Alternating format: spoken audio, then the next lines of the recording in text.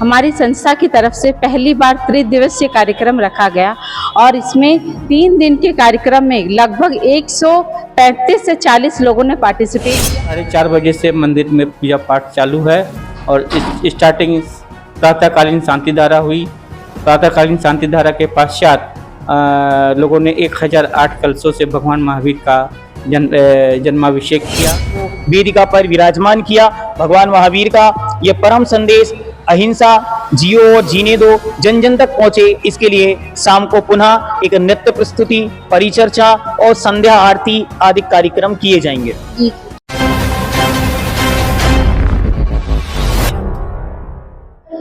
नमस्कार, मैं वंदना और आप देख रहे हैं न्यूज रांची मिल। इस वक्त मैं मौजूद हूँ महावीर जयंती के शुभ अवसर पर, जहाँ पे लोगों का जमावड़ा है और यहाँ पे आप देख सकते हैं विजुअल के माध्यम से आज महावीर जयंती है, तो यहाँ पे काफी लोग यहाँ पे आए हैं और पूजा अर्चना कर आइए सीधा जुड़ते हैं, लोगों से जानते हैं उनके लिए महावीर जयंती क्या है, उनके लिए किस प्रकार से मनाते हैं, सीधा जुड़ते हैं। सबसे पहले आपका हमारे चैनल में स्वागत है। जय जिनेन्द्र, मैं अंकित जैन शास्त्री जयपुर से हूँ और आज यहाँ पर रांची दिगंबर जैन मंदिर में अंतिम तीर्थेश भगवान वर्धमान महावीर स्वामी का यह जन्म महोत्सव यहाँ पर मनाया गया और भगवान महावीर स्वामी जैन धर्म के अंतिम 24वें तीर्थंकर हैं। भगवान वर्धमान महावीर स्वामी इस शासन के अधिपति हैं और उन्होंने जैन धर्म की शिक्षा को जन जन तक पहुँचाया है। भगवान का जन्म इसी बिहार राज्य के कुंडलपुर नाम के ग्राम में हुआ था। वहाँ भगवान ने 30 वर्ष तक निवास किया और फिर उसके पश्चात दिगंबर जैन धर्म में दीक्षा लेकर और श्रमण मुनि परंपरा को आगे बढ़ाया।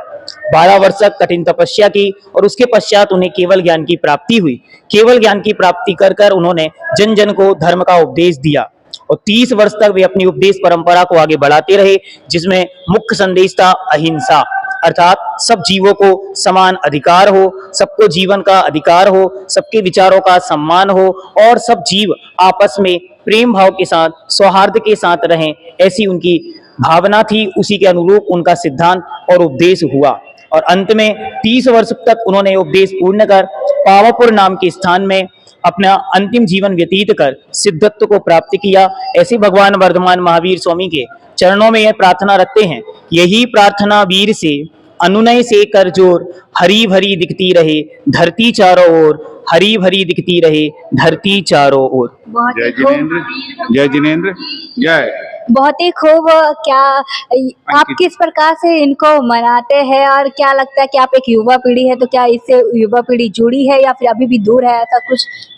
आज का महोत्सव देखकर युवा पीढ़ी, बच्चे, बुजुर्ग सब ही बहुत उल्लास के साथ यहाँ पर महिला जागृति के द्वारा संपूर्ण जैन महिला जागृति की पूरी महिलाएं, पूरे युवा जागृति के संपूर्ण जैन युवा जागृति के संपूर्ण युवा संघ और संपूर्ण बुजुर्ग जो रोज पूजा अभिषेक करते हैं, साथ ही बच्चे बड़े उत्साह के साथ यहाँ पर सम्मिलित हुए और ये उत्साह एक महोत्सव के रूप में मनाया गया। आप पिछले 3 दिनों से इसका महान महोत्सव मनाया जा रहा है। पहले दिन हम लोगों ने श्री रतनलाल जैन स्कूल और डोरंडा स्कूल के अंदर बच्चों के लिए मिठाइयां और प्राइज बांटकर भगवान महावीर के संदेशों का प्रचार किया। शाम को जैन महिला जागृति के द्वारा यहाँ पर डांडिया प्रतियोगिता और नृत्य संगीत आदि का कार्य किया गया। दूसरे दिन 9 तारीख की सुबह हम लोगों ने सेलिब्रेशन हॉल के अंदर विश्व नमोकार दिवस मनाया, जिसमें भारत वर्ष के यशस्वी प्रधानमंत्री श्री नरेंद्र जी मोदी जी ने अपना ऑनलाइन माध्यम से एक उद्बोधन दिया, जिसमें जिन शासन की और भगवान महावीर की नमोकार महामंत्र की जयगान और उत्सव मनाया गया। फिर कल शाम को भगवान महावीर स्वामी के जन्म कल्याणक से रिलेटेड एक नाटक प्रस्तुति किया गया। आज भगवान महावीर स्वामी का जन्माभिषेक, पूजन, शांति धारा की गया। उसके पश्चात नगर भ्रमण में रथ उत्सव का कार्यक्रम हुआ, जिसमें संपूर्ण नगर ने बहुत अच्छे उत्साह के साथ, उमंग के साथ श्री पार्श्वनाथ जैन मंदिर से यात्रा शुरू हुई और श्री वासपूज दिगंबर जैन मंदिर तक गई। वहां से लौटकर पुनः किराया लाल होते हुए हम लोग वापिस मंदिर में आए, जिससे नगर के लगभग प्रमुख स्थानों को कवर किया गया। पश्चात पुनः भगवान का अभिषेक कर श्री जी को वेदिका पर विराजमान किया। भगवान महावीर का यह परम संदेश अहिंसा जियो और जीने दो जन जन तक पहुंचे, इसके लिए शाम को पुनः एक नृत्य प्रस्तुति, परिचर्चा और संध्या आरती आदि कार्यक्रम किए जाएंगे। जी जी, हमारे साथ और भी लोग हैं, उनसे भी बात करेंगे, जानेंगे उनका क्या कुछ कहना है। कि आप यहाँ हर साल आते हैं, यहाँ पूजा करते हम लोग यहीं रहते हैं, पूजा करते हैं नित्य नियम 365 दिन। जी, और भगवान इसकी भगवान जी की पूजा करते हैं, अर्चना करते हैं। हम लोग का मेन अहिंसा पर ही बेस है, जियो और जीने दो हम लोग का मूल रूप सिद्धांत है। जी, क्या कुछ इनकी कहानी है, क्या कुछ है, आप इससे थोड़ा बताएं। अंकित जी ने बताया सारा विस्तृत तरीके से, वही सेम कहानी है जी जी, क्या कुछ आप मैसेज देना चाहेंगे युवा पीढ़ी को? कि आज के सारे लोगों को एक दूसरे को सहयोग करते हुए, कल प्रधानमंत्री ने भी यही संदेश दिया कि एक दूसरे को सहयोग करते हुए हम लोग सहायता से अहिंसा धर्म के पालन करते हुए सारे विश्व का विश्व गुरु बन सकते हैं हम लोग। जी जी, आपका परिचय? अनिल बड़जात्या, रांची। चलो आंटी, आपके लिए क्या महत्व है महावीर जयंती का? जय जिनेन्द्र। मैं जैन महिला जागृति की अध्यक्षा मोनिका ठोलिया। महावीर भगवान के संदेशों को मैं चाहती हूँ पूरा विश्व अपनाए, क्योंकि उनका संदेश था जियो और जीने दो और अहिंसा पर चलना। आज जो पूरे देश में इतना हिंसा फैल रहा है, ये हमारे महावीर भगवान ने बहुत साल पहले ही कह दिया था कि अहिंसा में जीवन अपनाओ तो पूरे वातावरण में शांति बनाई रहेगी और हम सब बहुत अच्छे से रह सकेंगे। मैं सबसे यही कहूँगी कि महावीर के जो उपदेश है उन्हें सब अपनाएं तो हमारा विश्व और हमारा देश सुरक्षित रहेगा। इन्हीं भावनाओं के साथ जय जिनेन्द्र। जी, कैसे इस महावीर जयंती को आप लोग मनाते हैं? मनाने का ऐसा उद्देश्य होता है कि हम सब पूरे नगर में घर घर में मंगलाचार होता है और घर घर में खुशियाँ ने हमारी संस्था की तरफ से पहली बार त्रिदिवसीय कार्यक्रम रखा गया और इसमें 3 दिन के कार्यक्रम में लगभग 135 से 40 लोगों ने पार्टिसिपेट किया और बहुत ही उत्साह के साथ इस कार्यक्रम को आगे बढ़ाया। और आज भी हमारा कुछ इसी तरह का रंगारंग कार्यक्रम है। घर में बच्चे हो या बुजुर्ग हो या हमारे मंदिर में कोई भी हो, सब बहुत उत्साह के साथ इस जन्मोत्सव को मनाते हैं और हम सब चाहते हैं कि बस इसी तरह भगवान के जो संदेश है उसको पूरा देश अपनाए। जय जिनेन्द्र। आज महावीर जयंती है, आज पूजा पाठ की जा रही है, शोभा यात्रा भी निकाली गई। आइए सीधा जुड़ते हैं, जानते हैं क्या कुछ उनका कहना है। आपका परिचय? मैं राकेश जैन, दिगंबर जन पंचायत, रांची से मीडिया प्रभारी। जी, आज महावीर जयंती है, क्या कुछ आप कहेंगे?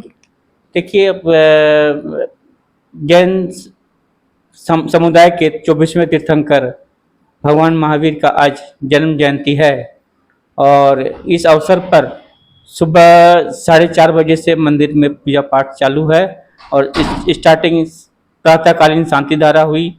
प्रातःकालीन शांति धारा के पश्चात लोगों ने 1008 कलशों से भगवान महावीर का जन्माभिषेक किया और उसके बाद पूजा पाठ के द्वारा विधि विधान से शोभा यात्रा निकाली गई।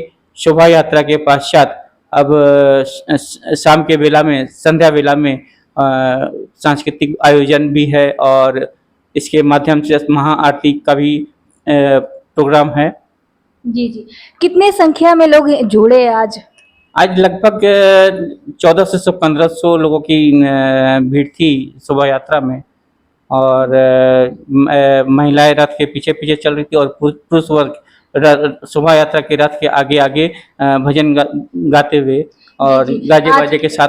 जी, आज काफी भीड़ होगा तो उसके लिए क्या कुछ सुरक्षा का इंतजाम किया गया? सुरक्षा प्रशासन से हम लोगों को बहुत अच्छा सहयोग मिला। जी जी। और हर साल हमेशा मिलता ही रहता है और हम लोग एकदम शांतिप्रिय तरीके से शोभा यात्रा का संचालन करते हैं। जैसा कि आप जानते हैं कि पारसनाथ आप लोग का धार्मिक स्थल है, पर वहाँ के कुछ लोकल लोग उसको बोलते हैं हम लोग का है, आदिवासी लोग का बार बार कहना कि हम लोग का। इस मामले में आप कैसे देखते हैं इस सब मामले? देखिए, ऐसा है कि वहाँ के लोकल समुदाय से आप पूछिएगा तो लोकल समुदाय भी नहीं चाहती कि ये जैन समाज के हाथ से जाए, क्योंकि उनकी आमदनी का जरिया जैन समाज ही है और कोई दूसरा साधन नहीं है। और जहाँ तक मेरा सवाल है कि मेरा कहना है कि दिगंबर जैन समुदाय के 24 में से 20 तीर्थंकर उस पर्वत स्थल से मोक्ष प्राप्त किए हैं। और मोक्ष प्राप्त करने के पश्चात उनकी चरण पादुकाएं हर मतलब कि श्रृंखला में विराजित है वहाँ पे। और ये समझ लीजिए एक राजनीति वक्स बोल लीजिए या कुछ ऐसा, मतलब कहीं ना कहीं ये कहीं ना राजनीति कहीं ये इसको राजनीतिक मतलब कि मुद्दा बनाया जा रहा है, जबकि ऐसा नहीं होना चाहिए। ये मतलब कि राजनीतिक मुद्दा तो बनना ही नहीं जी, चाहिए। आप लोग का काफी आस्था वहाँ पे जुड़ी है, आप लोग बहुत ही ज्यादा वहाँ पे विश्वास करते हैं, उसके बाद भी आप लोग से बार बार ऐसा इस मामले इस टाइप के मामले को आना, इस सबको आप कैसे देखते हैं? देखिए, सब अपना अपना रोटी सेकता है।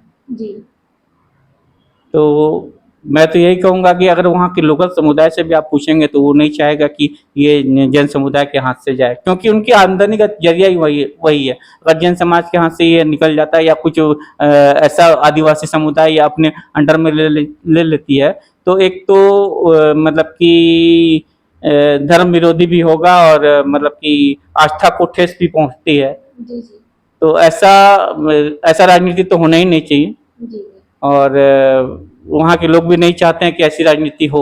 जी जी जी, अगर बाई चांस ऐसा कुछ होता है कि वहाँ के लोकल लोग उसको अपने अंदर लेने की कोशिश करते हैं या फिर ले लेते हैं कुछ, तो फिर आप लोग क्या करेंगे? क्या आप संपूर्ण विश्व का जैन समाज एक हो जाएगा और इस पर हो सकता है कि पीएम को भी आगे आना पड़े।